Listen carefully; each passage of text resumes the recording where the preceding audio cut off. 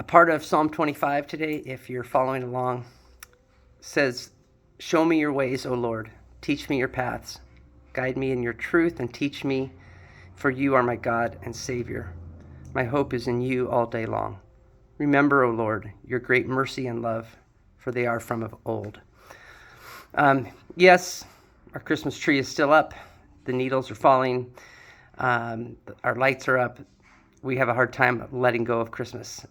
It's a good season for our family, hopefully for yours as well.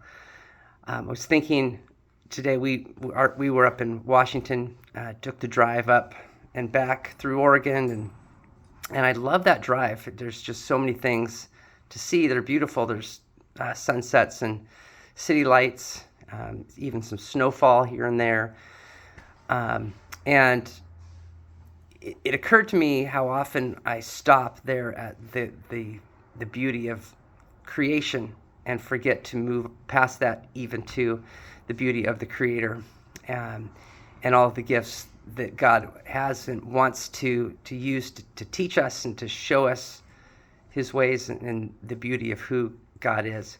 I remember a leader that we had in our youth group years ago, and we were all out at the ocean. Everyone had their Bibles in a notebook and was scheduled to spend some time just alone with God on the Washington coast on the beach. And when I came out, it was the last one out to the beach. Everyone was in different places, all facing the ocean. It was gorgeous. The waves were rolling, but one of our leaders was turned the opposite way and was had their back to the ocean, which you should never do, by the way. But she shared about that later with the whole group, that at one point she was so focused on the beauty of the ocean that she just needed to turn around. And when she did that, she realized she was facing directly at the 12-foot cross that marked the trail to the church that we were staying at for this retreat. And it occurred to her how important that was for her to, as beautiful as the area was, to just focus on the beauty of what God had done in her life on the cross, and for us to move past that as well in this new year, think about the good things that God has done for sure, but the beauty and goodness of who God is, the faithfulness there. Sometimes we look at creation itself and this world and we think, it's just it gets worse and worse, or it's just so difficult.